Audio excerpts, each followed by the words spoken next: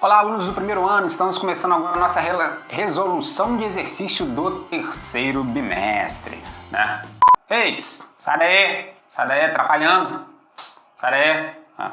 Zona isso daqui. Então a gente vai ter uma lista com 20 questões objetivas, tá? Que tá lá na plataforma dividida em duas listas, cada lista com 10 exercícios, das quais vocês vão fazer, e aqui no vídeo você vai conferir se você acertou ou não. Questão número 1. Sobre o manto terrestre, julgue as afirmações a seguir. É a mais extensa dentre as camadas da Terra. Sua composição é homogênea, basicamente de rochas ultrabásicas.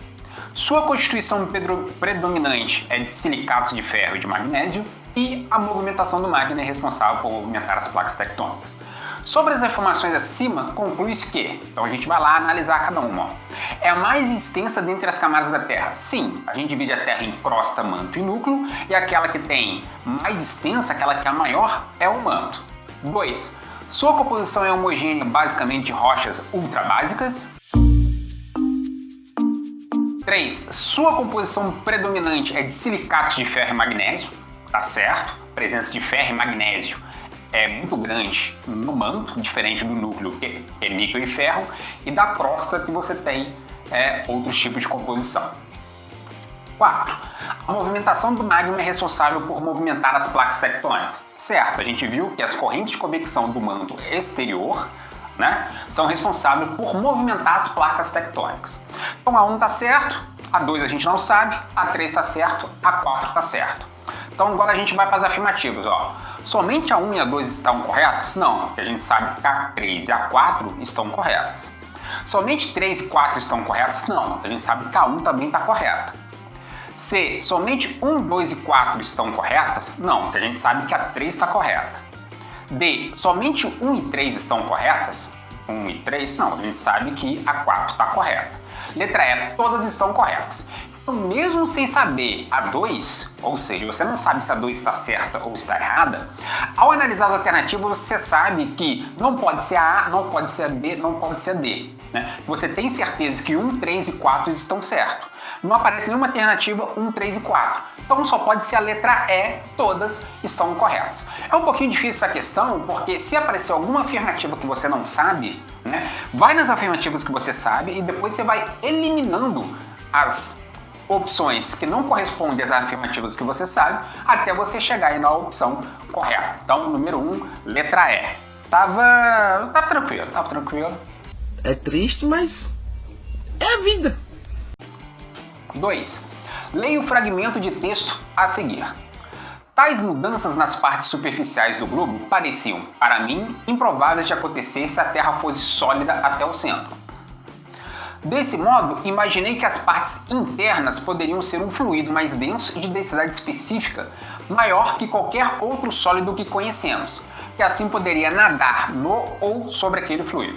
Desse modo, a superfície da Terra seria uma casca capaz de ser quebrada e desordenada pelos movimentos violentos do fluido sobre o qual repousa. Sobre essa afirmativa, sobre a estrutura interna da Terra, pode-se afirmar que a crosta é uma camada única constituída de uma placa tectônica dividida em duas seções. Não, a gente viu que a crosta é dividida em diferentes placas tectônicas, não é uma camada única. Né? Você tem a crosta continental, a crosta oceânica, e ela é dividida em diferentes placas tectônicas, então não é a letra A. B. A litosfera é a camada mais densa e se mantém com movimento devido às correntes convectivas. O movimento devido às correntes convectivas, ok, só que a litosfera não é a camada mais densa. A litosfera, que é a crosta, né, é a camada menos densa. O núcleo e o manto são mais densos do que a crosta. C. As camadas da Terra são separadas umas das outras por áreas denominadas descontinuidades. Correto. Entre a crosta e o manto você tem a descontinuidade de Morohovitch e entre o manto e o núcleo você tem a descontinuidade de Gutenberg. Então, letra C, por enquanto, está correta. Letra D. Ela é formada por camadas alternadas de densidades semelhantes que diminuem da superfície para o centro. Não, as camadas não têm densidades semelhantes, têm densidades completamente diferentes, tanto o núcleo em relação ao manto, quanto em relação à crosta. Letra E. O núcleo se divide em duas partes, superior e inferior, certo? E seu material é magma. Errado, o magma só está presente no manto. nem existe magma presente no núcleo. O núcleo tem sólido e líquido, mas não são magmas porque não fazem parte da corrente convectiva chegando até a superfície, não é um material pastoso em estado de semifusão, que é a definição de magma. Então, a número 2, a correta é a letra C. Acertou? Certamente que sim. Questão 3. Mais fácil impossível. Ah não, sério? Observe a imagem a seguir. Uma atividade vulcânica lá no Havaí. O tipo de rocha que se constitui a partir do processo acima visualizado é: letra A, magmática? Correto. Letra B, sedimentar? Não é, que a gente sabe, quando a gente viu os 3 tipos de rocha: magmática, sedimentar e metamórfica. Letra C, metamórfica? Também não é. Letra D, cristalina? Não existe. Letra E, magnética? Também não existe. Então, o número 3 é a letra A, magmática. Tá fácil, hein? Abra o olho, porra! Questão 4. O relevo brasileiro não apresenta elevadas altitudes. Cerca de 92% do esboço natural do país apresenta altitudes inferiores a 900 metros acima do nível do mar, na maioria do território brasileiro. Isso ocorre porque, letra A, predomina no Brasil, no país, ações de agentes endógenos? Não. Lembrando que os agentes endógenos é orogênese e epirogênese. No Brasil, predomina agentes exógenos, que são aqueles responsáveis por fazer a fisionomia do relevo brasileiro ter baixa altitude, que é o intemperismo e a erosão. Então, letra A está errada. Letra B, a formação geológica do Brasil é antiga? Está correto.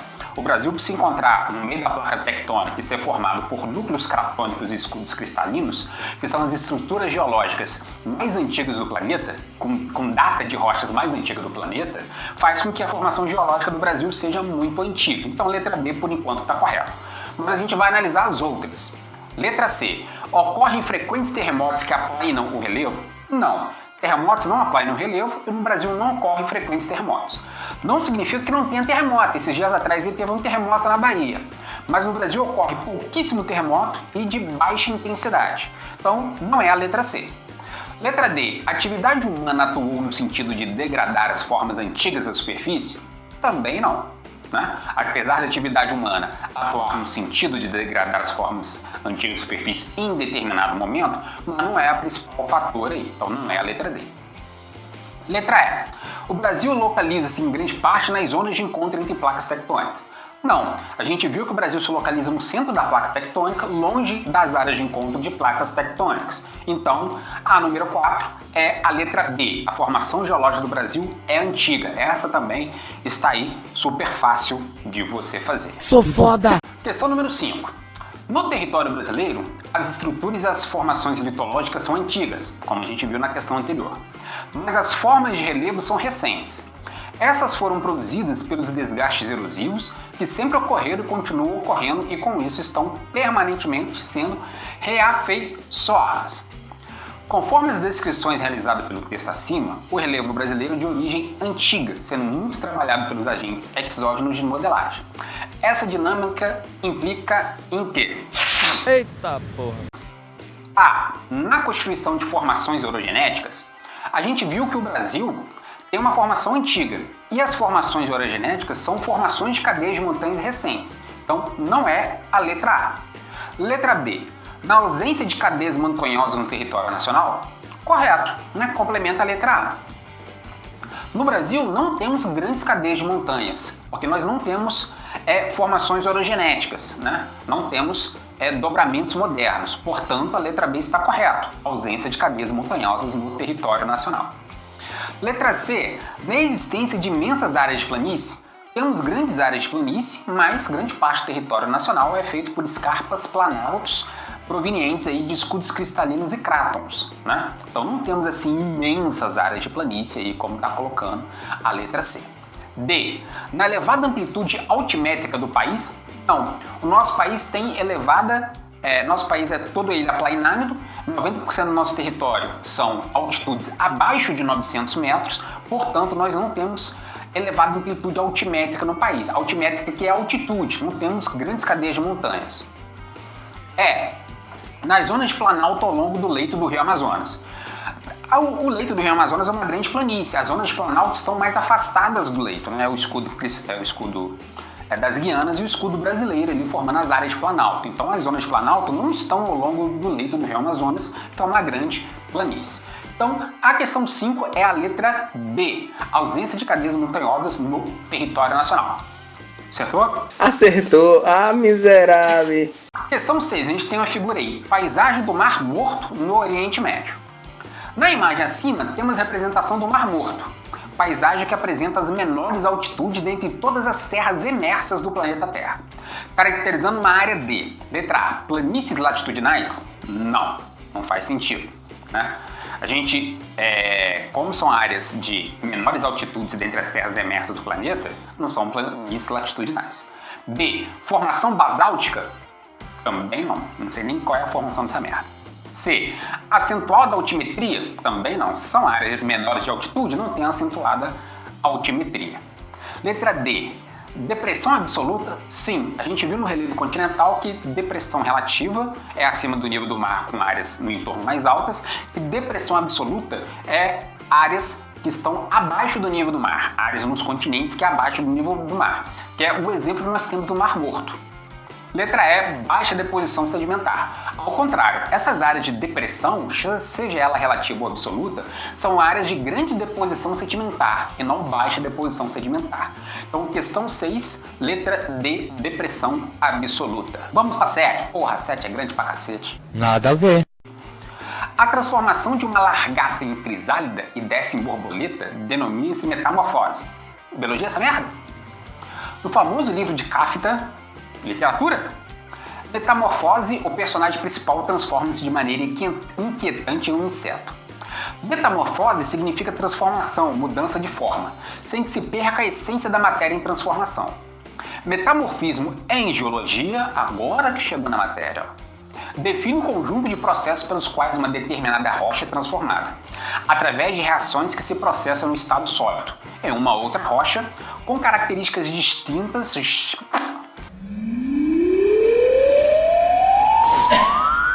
daquelas que se apresentava antes da atuação do metamorfismo. O processo de metamorfismo acima descrito, responsável pela formação das rochas metamórficas, ocorre a partir de dois principais fatores condicionantes, que são: letra A, temperatura e pressão do ambiente. Correto, a gente viu que as rochas metamórficas são transformações de outras rochas metamórficas, de rochas sedimentares ou de rochas magmáticas, que, devido ao longo tempo de temperatura e pressão, transformam essas rochas em outras, né? Então, por enquanto, letra A, temperatura e pressão do ambiente. Vamos ver as outras, ó. Letra B, o local e a estrutura do ponto onde se encontra a rocha? Não é o fator primordial, é temperatura e pressão. Letra C, ação humana em condições climáticas? Com certeza não. Letra D, vulcanismo e processos tectônicos são os que formam as rochas magmáticas. Letra E, intemperismo e erosão? Não, porque são aquelas que formam as rochas sedimentares. Então, a questão 7 aqui é a letra A, temperatura e pressão do ambiente, são responsáveis pela formação das rochas metamórficas aí. Acertou que essa tá tranquila, hein? Eu também. Questão 8. As rochas são consideradas como um agregado natural resultantes da união de um ou mais minerais. A figura acima, que ilustra o ciclo das rochas, representa as várias possibilidades de transformação do magma em rochas e um tipo de rocha em outra dentre elas. Então, é um esquema de ciclos das rochas aqui, questão número 8. A chegada do magma quente à superfície, representada na figura pelo vulcanismo, cuja solidificação forma de maneira lenta o granito, uma das rochas mais comuns e resistentes do planeta. Vou ler aqui que está mais fácil, né? Vamos lá de novo. Chegada do magma quente à superfície, representada na figura pelo vulcanismo, cuja solidificação de forma de maneira lenta o granito, uma das rochas mais comuns e resistentes do planeta. Não, porque o granito é uma rocha magmática intrusiva, né? Ela se forma no interior do... não sei, velho. Questão 8, não sei aí, não. Não, é isso mesmo, né? A solidificação forma de maneira rápida o granito? Não. O granito é intrusiva, não é extrusiva. Tá, não é a letra A, porque tem maneira lenta aqui, magma chegando na superfície. Magma chegando na superfície, a sua solidificação ocorre de maneira rápida. A única parte que eu peguei aqui, tá? Sou obrigado a saber tudo não. Letra B, vamos para a letra B. O intemperismo, que juntamente com os processos erosivos, representados na figura pelo transporte e deposição, é o principal mecanismo responsável na superfície pela continuidade do ciclo das rochas. Na superfície, quem atua é o intemperismo e a erosão, responsável pela continuidade do ciclo das rochas. Letra B está correta. Letra B está correta. Vamos para C. As rochas metamórficas resultam da transformação de uma rocha pré-existente. Ok. Causada principalmente pelo aumento da pressão e temperatura sobre a rocha, formando basalto, conhecido popularmente como brita. Tá tudo certo até aqui, porque basalto não é rocha metamórfica, basalto é rocha magmática. Tem que saber isso para acertar a questão aí. Então não é a letra C. Letra D. As rochas sedimentares são formadas no vulcanismo. Não, porque a gente viu que o vulcanismo forma as rochas magmáticas.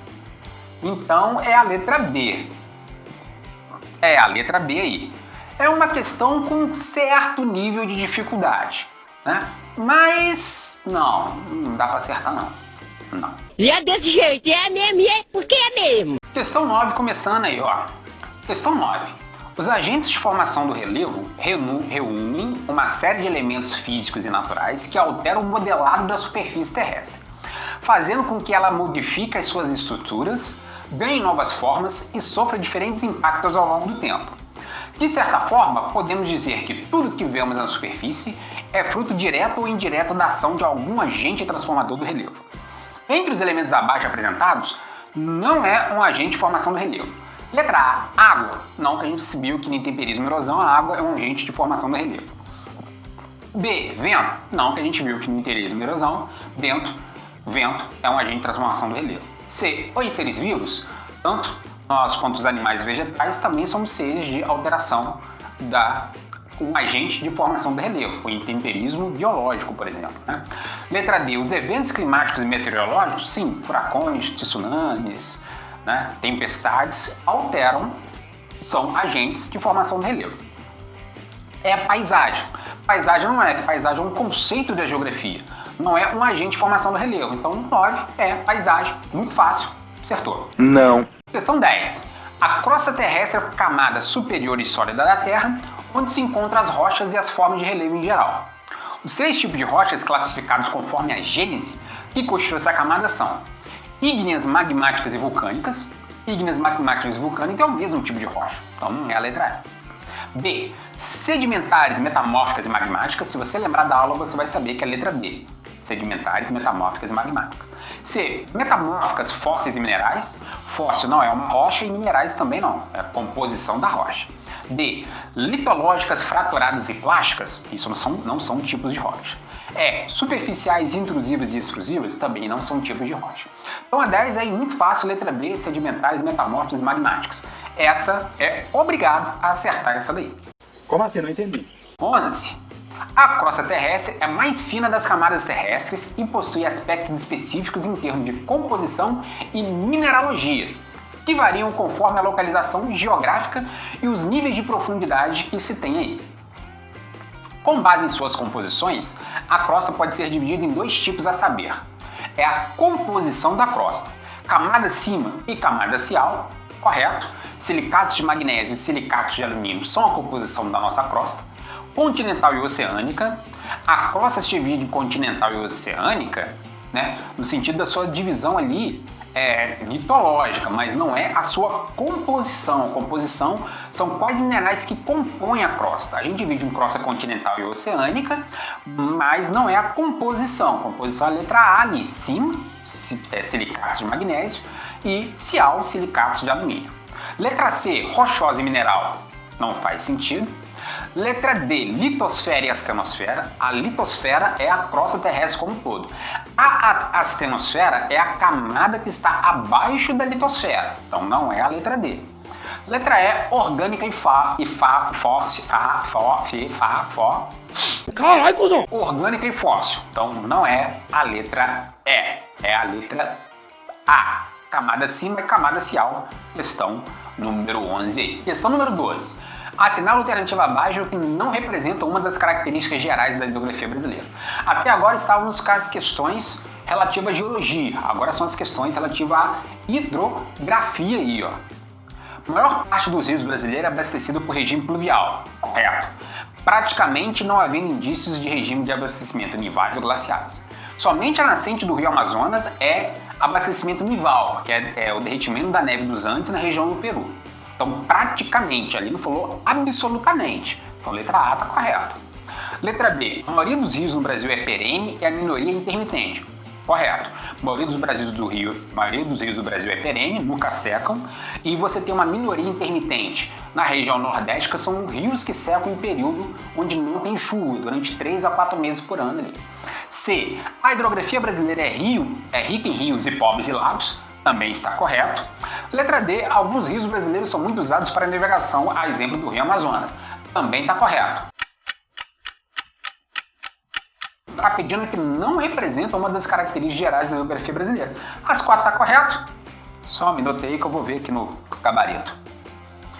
A número 12 é a letra E. Cadê a E? A E era para estar aí, ué. Vamos para a próxima questão, né? Tivemos um problema técnico aí. Questão 13. Assinale a alternativa que apresenta a maior bacia hidrográfica localizada em território totalmente brasileiro. Presta atenção. Território totalmente brasileiro. Abra o olho, porra! Letra A, Bacia do Parnaíba, não é.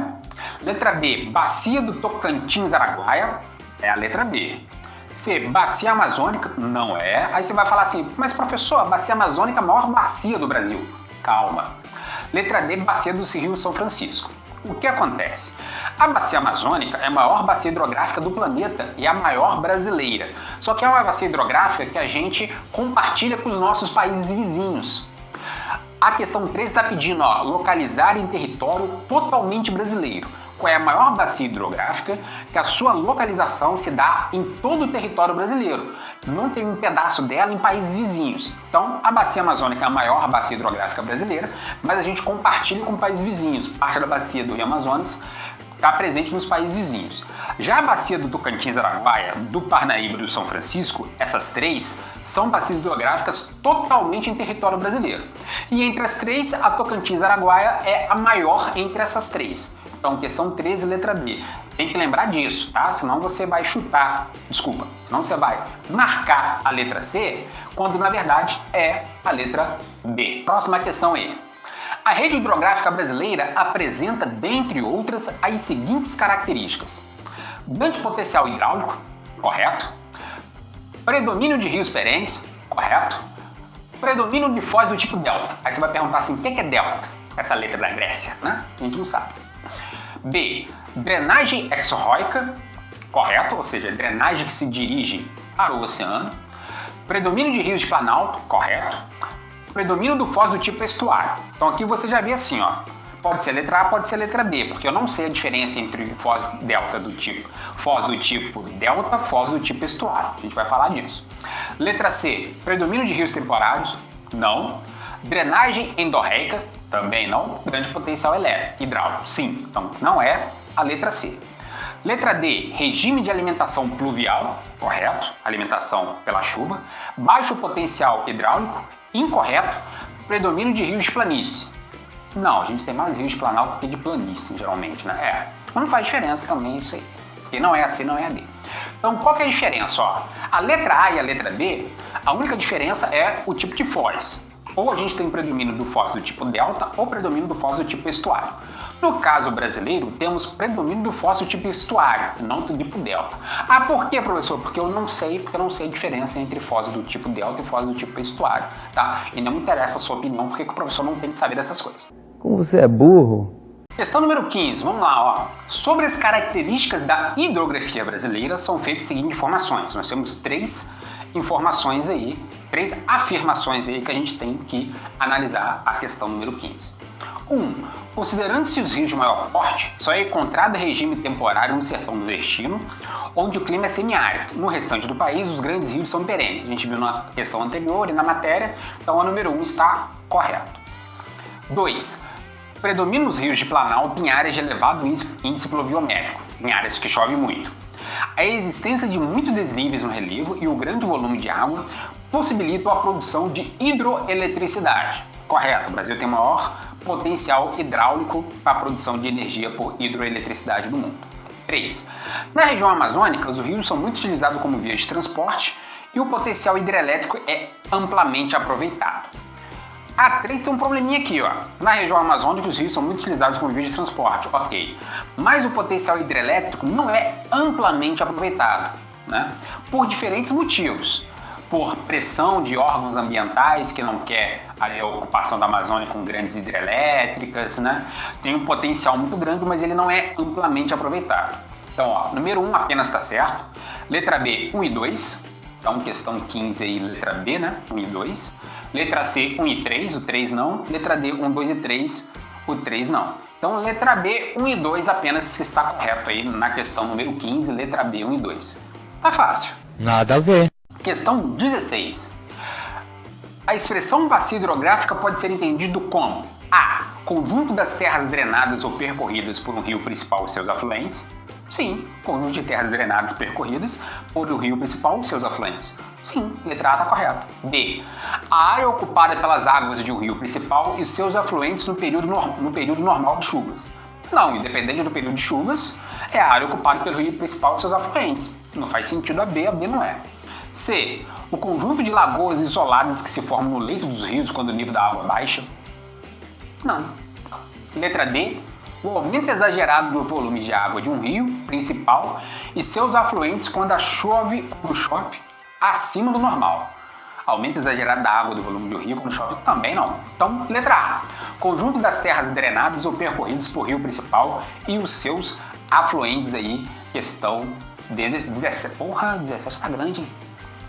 A situação atual das bacias hidrográficas de São Paulo tem sido alvo de preocupações ambientais. A demanda hídrica é maior do que a oferta de água, pressão populacional ali da maior metrópole do Brasil, e ocorre excesso de poluição industrial e residencial, obviamente. Um dos casos mais graves de poluição da água é da bacia do Alto Tietê, onde se localiza a região metropolitana de São Paulo. Os rios Tietê e Pinheiros estão muito poluídos, o que compromete o uso de água pela população. Tá joia?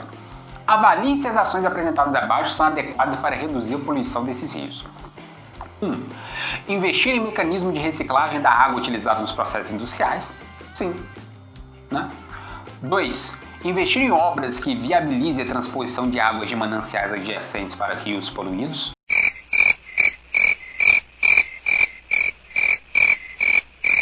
Não. Eu vou transpor água de manancial para rio que já está poluído? Isso não vai tirar a poluição do rio. 3. Implementar obras de saneamento básico e construir estação de tratamento de esgotos. Correto, também. Apenas 1 não, apenas 2 não, apenas 1 e 3. Ok, porque a 2 a gente está eliminando. Apenas 2 e 3. Então, questão 17, letra C, apenas 1 e 3. Porque a gente não vai fazer transposição de água de mananciais para rios que já estão poluídos. A gente tem que tirar a poluição dos rios primeiro para fazer transposição de água, né? Isso aí dá para perceber. 18. Nossa senhora, o que é isso aí? Não sei. Observe com atenção o gráfico ao lado. Esse gráfico aqui, ó.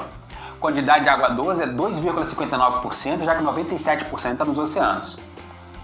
Águas subterrâneas é 0,014%, porque o resto está em geleiras aí, águas subterrâneas. O que sobra é lagos, umidade de solo, sobra nada pra gente, né? A seguir, considerando também seu conhecimento sobre a questão da água no planeta, assinale a alternativa que interpreta corretamente o gráfico ao lado, né? Então vamos lá. A. Os estoques de água doce representam uma ínfima parcela do montante geral das águas do planeta, certo? Além disso, sua distribuição é muito desigual, correto? Então letra A é certo. Letra A já? Letra A? Então vamos ver as outras. Por enquanto a letra A está certa. B. Pelo gráfico verifica-se que a maior parte do estoque de água doce está presente nos lagos naturais, o que facilita os processos de captação pelo ser humano, além do que torna quase indispensável o tratamento da água. Não. O maior estoque de água está em rios, não em lagos naturais, em geleiras também, né, tal. Não torna o processo de captação mais fácil, né? Você tem que fazer o tratamento da água mesmo assim. Então a letra B não faz sentido. C. O gráfico mostra que os estoques de água doce no planeta são enormes em comparação ao total. Não. água doce no planeta não são enormes em comparação total. Sendo que o problema é que a maior parte desses estoques está congelada ou em ambientes subterrâneos. Sim, a maior parte desses estoques está congelada ou em ambientes subterrâneos, mas não representa os maiores estoques de água doce no planeta são enormes em comparação total, não. Em comparação total, a comparação inclusive com a água salgada. A água doce é ínfima comparada à água salgada, então não é essa também não. D. O montante inexpressivo de águas subterrâneas no conjunto geral do ciclo da água demonstra que não vale a pena enfrentar os altos custos para sua extração, pois chegar-se-ia a resultados pouco vantajosos.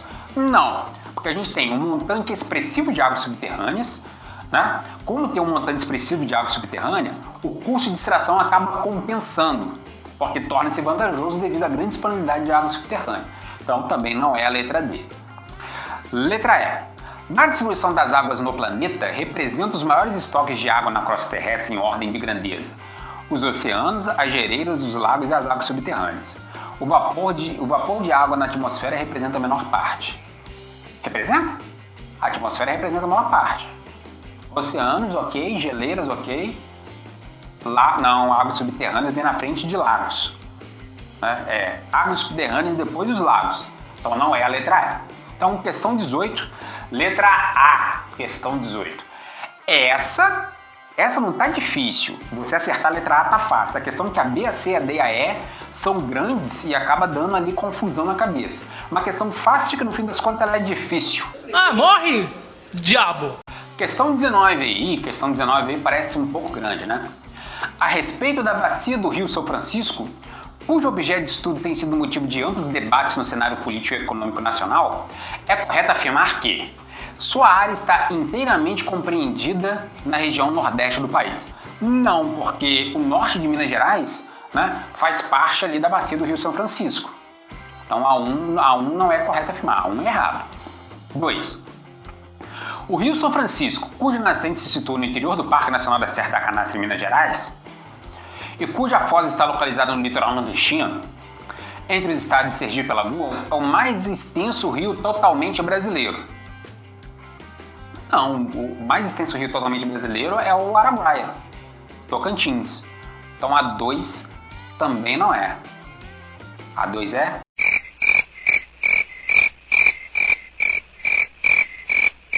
Ah, sim, olha só. Temos aqui um problema. A maior bacia hidrográfica inteiramente em território brasileiro, como a gente viu na questão anterior, é o Tocantins-Araguaia. Mas o maior rio extenso totalmente brasileiro é o Rio São Francisco. A bacia do Rio São Francisco é menor do Tocantins-Araguaia, mas o Rio São Francisco é maior do que o Rio Tocantins. Essa é a diferença aí. Então a 2 está correto. 3. O projeto de transposição das águas do Rio São Francisco no intuito de diminuir o problema de seca na região da Caatinga não é a única forma de aproveitamento desse rio para o desenvolvimento da região, uma vez que tanto a navegação como a hidroeletricidade também têm dado sua contribuição. Tá, 3 está correto. 1 errado, 2 correto, 3 correto. 4.